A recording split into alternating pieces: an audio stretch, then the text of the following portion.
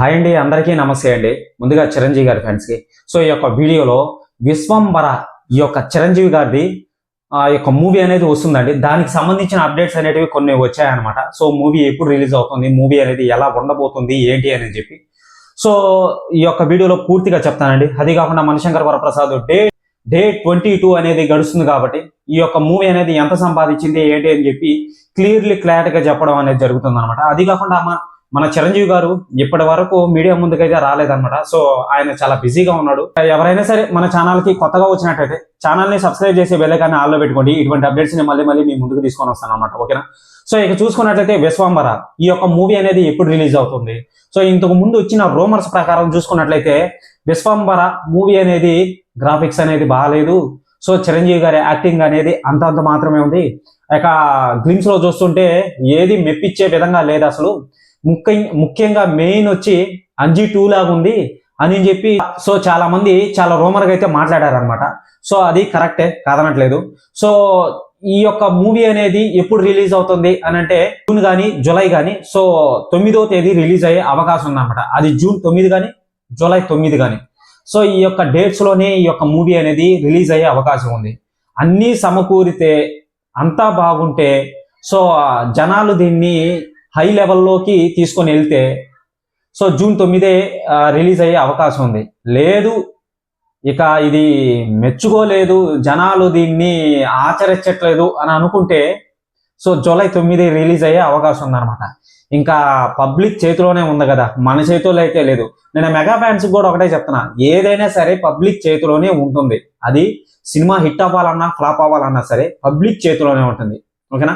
అదనమాట. ఇప్పుడు మణిశంకర్ వరప్రసాద్ మూవీ వచ్చింది, ఎంత భారీ హిట్ అయింది, పబ్లిక్ చేతిలోనే ఉంటుంది ఏదైనా సరే. ఆ గూగుల్ కూడా ఏ విధంగా డిసైడ్ అవుతుందంటే షేర్ పరంగా కలెక్షన్ పరంగా ఎక్కువ వస్తే కలెక్షన్ అనేది దానికి ఒక హింట్ అనమాట, మూవీ అనేది భారీ హిట్ అయిందని. అక్కడే తెలుస్తుంది. ఓకేనా?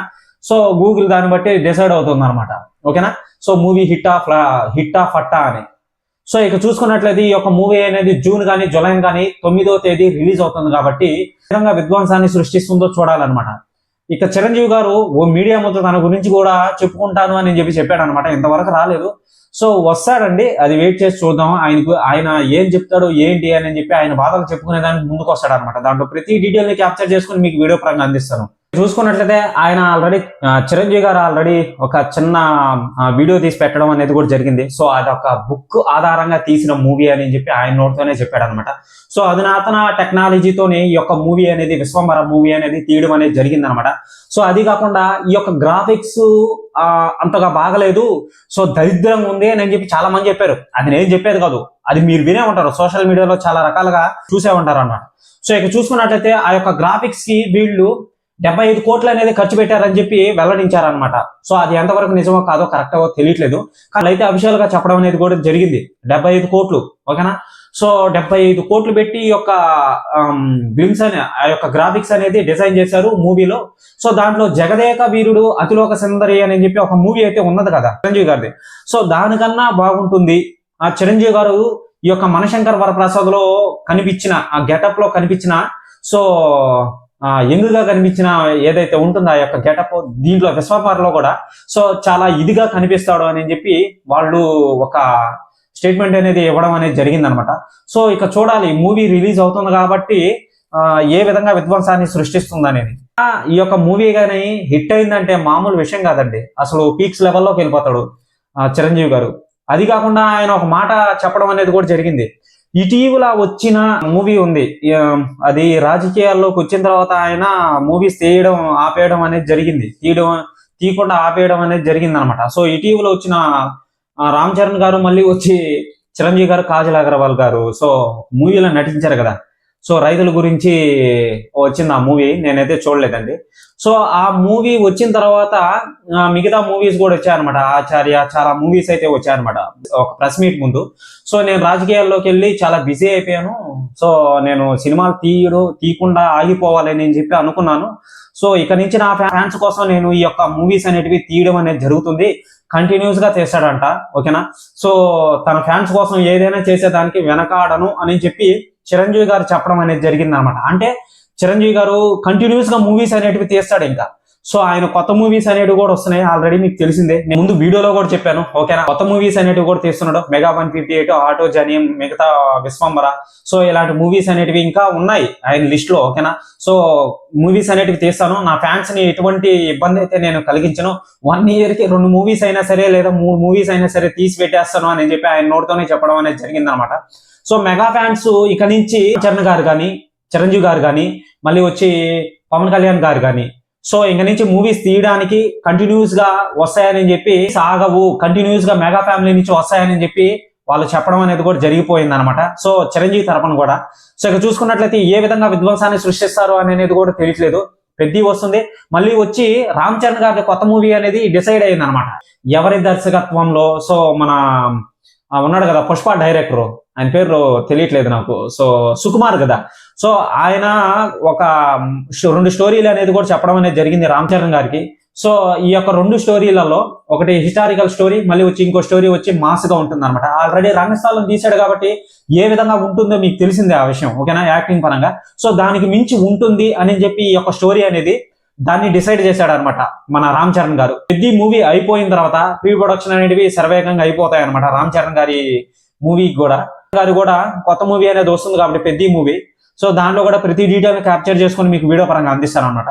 సో ఇంకా మనశంకర్ వరప్రసాద్ మూవీ వచ్చి వరల్డ్ వైడ్ గ్రాస్ వచ్చి 390 కోట్లు ప్లస్ అనేది సంపాదించింది అని చెప్పి ప్రతి వీడియోలో చెప్పేదే మీకు తెలిసిందే. ఓకేనా, సో ఈ అప్డేట్లు వచ్చాయి కాబట్టి ఈ యొక్క వీడియో కూడా చేయడం అనేది జరిగిందండి. సో చాలా మంది ఏం చెప్తున్నారంటే, బ్రదర్ నువ్వు కలెక్షన్ల పరంగా చెప్తున్నావు, వీడియో అనేది ఎటేటో వెళ్ళిపోతుంది, ఏదేదో మాట్లాడుతున్నావు అని చెప్పి చెప్తున్నారు అనమాట. నిజంగా ఓపెన్ గా ఉన్నట్టు చెప్తున్నాను. చిరంజీవి గారి గురించి ఏది దొరక్క, ఏది చెప్పలేక, అప్డేట్ల పరంగా ఏదైనా వాళ్ళు చెప్తే మీకు అందిస్తున్నాను అంతే, అంతకు మించి ఇంకేం లేదండి. నాకు తెలిసే వీడియో చేస్తున్నాను అనమాట. నేను రామ్ చరణ్ గారు సుకుమార్ దర్శకత్వంలో ఒక మూవీ అనేది ఒప్పుకున్నాడు అనమాట మాస్ గా. అది మాక్సిమం చాలా మంది చెప్పే ఉంటారు అని నేను అనుకుంటున్నాను, లేదా చెప్పుండ్రా అని చెప్పి నేను అనుకుంటున్నాను. నా వీడియోస్ చూసే వాళ్ళు కూడా ఉంటారు కదా, సో వాళ్ళకి నేను ఈ విధంగా చెప్పడం అనేది కూడా జరుగుతుంది. ఇప్పుడు విశ్వంబర మూవీ వస్తుంది జూలై 9వ తేదీ, మళ్ళీ వచ్చి జూన్ 9వ తేదీ. ఓకేనా, ఈ 2 డేట్లలో ఫిక్స్ అయ్యి వస్తుంది అనమాట. ఇది ఎవరికి తెలీదు, సో నేను చెప్పడం అనేది కూడా జరిగిందని. అన్ని తెలిసే నేను వీడియో చేయడం అనేది జరుగుతుంది. ఓకేనా, సో ఏది అంటే వీడియో అనేది ఎటెటో వెళ్ళిపోతుంది అని చెప్పి కామెంట్ చేసి చెప్తున్నారు అనమాట. సో అన్ని నాకు తెలిసే నేను పెడుతున్నానండి వీడియో అనేది, ఎవరు ఏమనుకోవద్దు. షార్ట్ కట్ లో చెప్పాలంటే ఇండియన్ నెట్ కలెక్షన్ లో వచ్చి 205 కోట్లు అయితే ఉందన్నమాట. ఓకేనా, సో ఇక ఓవర్సీస్ కలెక్షన్ లో వచ్చి 70 కోట్ల పైనే ఉందన్నమాట. ఇక వరల్డ్ వైడ్ గ్రాస్ చూసుకున్నట్లయితే 390 ప్లస్ అయితే ఉందన్నమాట. ఇక చూసుకున్నట్లయితే ఇండియన్ గ్రాస్ లో చూసుకున్నట్లయితే 220 కోట్లు అయితే ఉందన్నమాట. ఓకేనా, సో ఆల్రెడీ నేను చెప్పిందే సీడెడ్ కలెక్షన్ లో షేర్ అనేది ఎంత రాబట్టిందని, 25 కోట్లు అయితే రాబట్టిందని చెప్పి మీకు ఆల్రెడీ క్లారిటీగా తెలుసు అనమాట. డే 22 అనేది జరుగుతుంది కాబట్టి ఇప్పుడు ప్రస్తుతానికి. సో ఈ యొక్క మూవీ అనేది 30 లక్షలు అయితే సంపాదించింది అనమాట ఇప్పుడు ప్రస్తుతానికి. ఓకేనా, సో ఈ వీడియో అప్లోడ్ చేయగానే మారిపోయే అవకాశం ఉందండి. ఓకేనా, సో వెయిట్ అండ్ సీ. ఇక విశ్వంబర వస్తుంది. మన చిరంజీవి గారి గురించి ఏ అప్డేట్ వచ్చినా కానీ మీకు వీడియో పరంగా అందిస్తాను, ఎవరు మిస్ చేయొద్దు. సో అది చిన్న అప్డేట్ అయినా సరే అండి, ఓకేనా, చిన్న అప్డేట్ అయినా సరే మీకు వీడియో పరంగా అందించేస్తాను అనమాట. అది ఇక చూసే బాధ్యత మీదే, అది నేనేం చేయలేను ఇంకా. ఓకేనా, ఆయన ఏం మాట్లాడినా కానీ, ఓకేనా, మీడియా ముందుకు వచ్చి ఏం మాట్లాడినా కానీ వీడియో పరంగా అందిస్తాను అనమాట. సో ఇక చూసుకున్నట్లయితే రాజాసాబ్ విషయంలో అది పరాజయం అయింది, ఆల్రెడీ మీకు తెలిసిందే. సో ఇండియన్ నెట్ కలెక్షన్ లో చూసుకున్నట్లయితే 147 కోట్లు అయితే ఉందన్నమాట. ఓకేనా, సో ఇండియన్ గ్రాస్ లో చూసుకున్నట్లయితే 170 కోట్లు అయితే ఉందన్నమాట. అతి తక్కువ గ్రాస్ అని చెప్పి చెప్పుకోవచ్చు. 290 కోట్లు అనేది సంపాదించిందని చెప్పి వాళ్ళు అఫీషియల్ పోస్ట్ అయితే వదలలేదు కానీ, సో ఒక రూమర్ గా మిగిలిందనమాట. అది ఎంతవరకు కరెక్టో కాదో తెలియట్లేదు. మన ప్రభాస్ గారు ఈ యొక్క స్పిరిట్ ద్వారా రీఎంట్రీ అయితే ఇస్తున్నాడు బాక్స్ ఆఫీస్ ను బద్దలు కొట్టనాటికి. సో ఆ మూవీ అయితే పక్కా హిట్ అండి, అది నో అబ్జెక్షన్.